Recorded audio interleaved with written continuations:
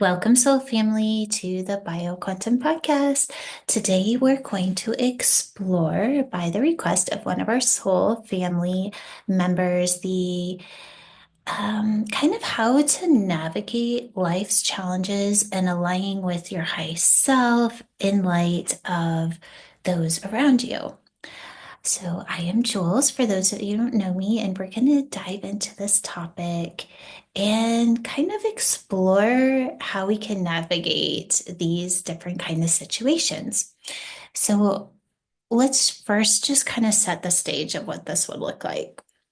So, let's say you're having a conversation with someone and that person is saying all the right things, right? On the surface, they are excited, they're saying exactly what you want to hear, but your gut is signaling that something isn't aligning. Or it could be something as simple as you ask maybe a friend or a boyfriend or husband, maybe your daughter or son, what's wrong? And they say, nothing. And you know that there's something wrong, right? So you feel that tightness in your chest or a discomfort that is signaling that something is off. You may even just hear that internal whisper, something is off. Yet, when you express these feelings, you're met with resistance, maybe even some gaslighting. They might call you crazy or accuse you of overthinking. Sound familiar? Well, today we're going to explore how to honor your feelings and that intuition that is telling you something's wrong in these kind of situations. Even when others are clinging to the illusion, whether they're aware of it or not, we can hold our power. And we're going to look at the deeper dynamics that are kind of behind all of this and these interactions and how we can use them as opportunities for growth. So let's start with the masks that some people wear because let's say, face it, not everybody's in a place where they feel comfortable being transparent and authentic. Maybe they don't even know that about themselves. This isn't about judging anyone as good or bad or wrong. It's just being aware of what we're up against. Like what is the reflection that we are getting in different interactions? Often when people are using these masks, they may be attempting to deceive, but really they're trying to protect, right? And it can come from a place of just this like conditioning, right? Like our society is kind of set up to where it's not really comfortable to show up in transparency in a lot of relationships. But here's the thing, your intuition is a finely tuned instrument, and it's not bound by the conditions of the society. It will always move above the illusion, right? So when we're getting those hits that something is off, how can we honor our intuition when everything around us is trying to tell us to do otherwise? I mean, really think of how many times you didn't listen to that voice, that little nudge that was saying something was off, and you regretted it later. I think we all have had this happen multiple times. Those are learning opportunities to know what it feels like to say something is off and then to be resisted with that, but then to find out that you were right from the very beginning. So when we're in these situations, try to saying something like this. I hear what you're saying, but my instincts are pointing me in another direction. Let me sit in it for a while.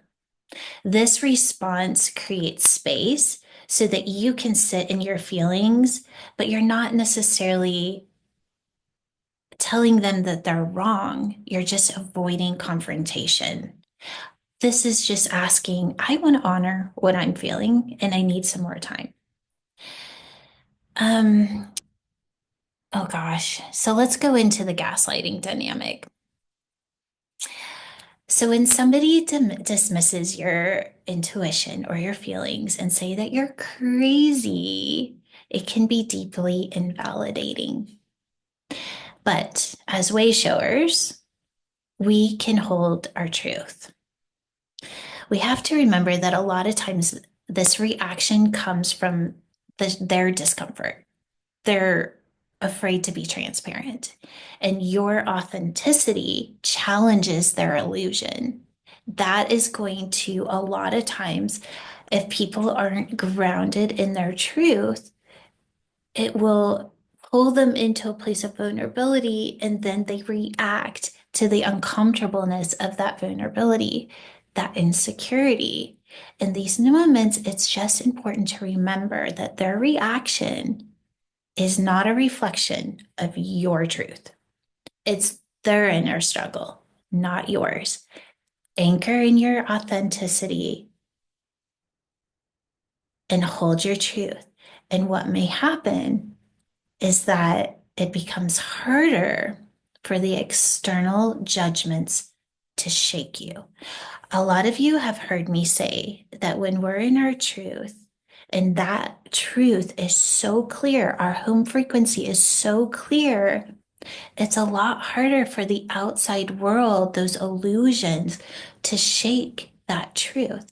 You know you, right? When you know the truth and that truth is connected to the intelligence of source, it's a lot harder to get rocked off of your stability.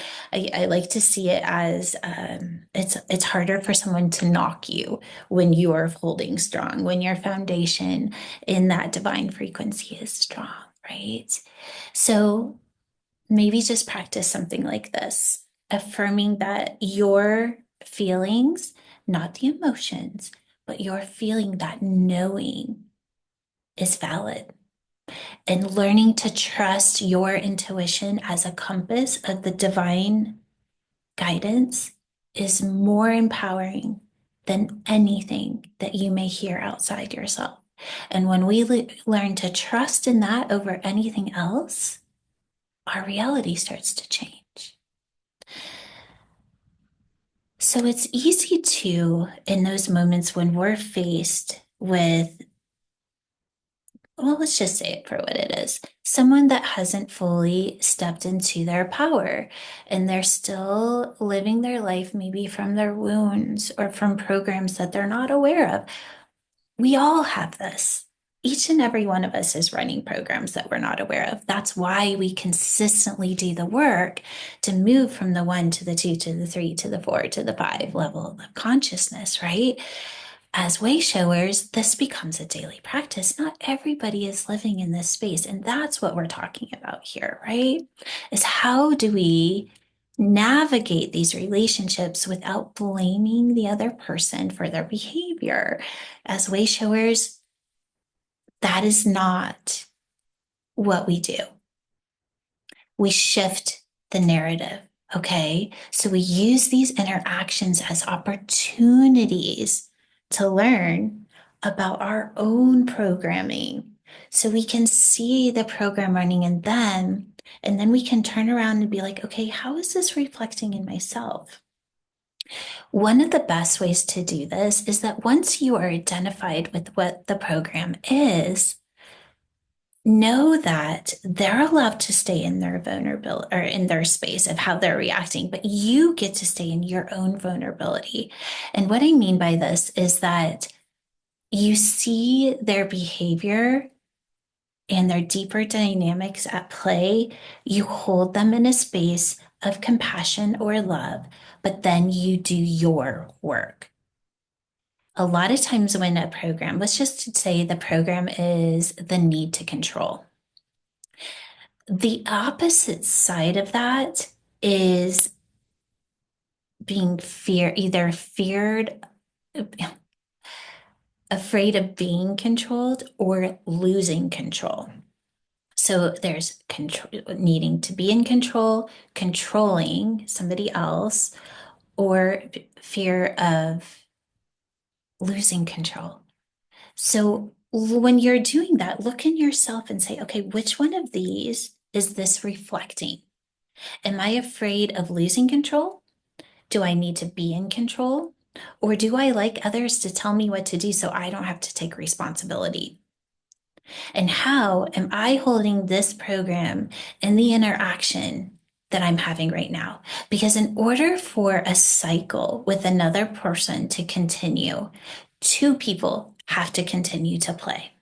This is where we can take responsibility and we can create a boundary, but we do it through a space of knowing how we are contributing so that we can pull back our responsibility, step back into our truth, and then allow whatever interaction comes from there.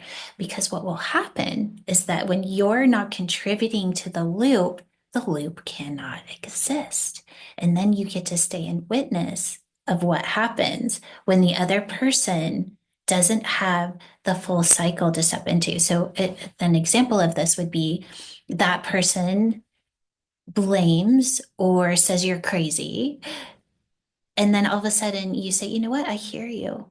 I can understand where you're coming from, but I'm not going to contribute in that way. I'm going to sit in my feelings because they are true for me. And I don't need you to agree with me or judge me for having those.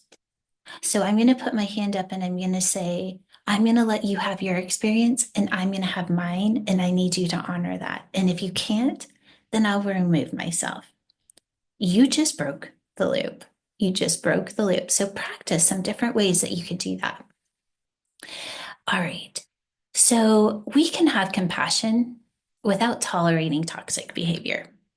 Okay, we all know when toxic behavior is there. And we also have to be responsibility of when we are throwing fire into the toxicity. Take responsibility of what your part is, stand in your truth so that you can't be knocked over. That takes self-discipline and spiritual discipline. And from there, watch the dynamics and the boundaries of those loops start to dissolve. And then you move back into self-love. From there, you see the love in others. And then all of a sudden, what was once a difficult relationship or interaction becomes an opportunity for growth.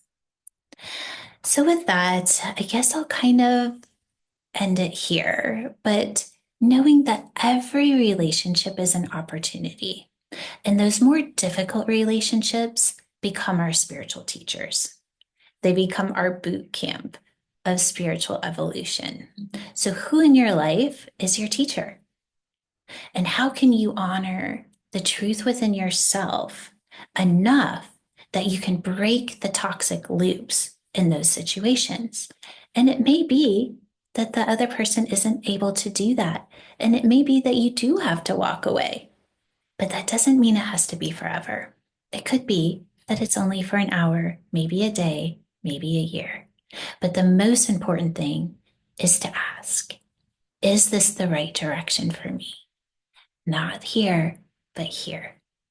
Divine, is it time for me to walk away from this relationship? Or do I continue to use this relationship as a spiritual bootcamp so that I can evolve beyond the programmings that is showing me? All right, everyone, I love you so much. And until next time, I would love it if you would like and subscribe and leave me a little message. I love to hear from you. So much love.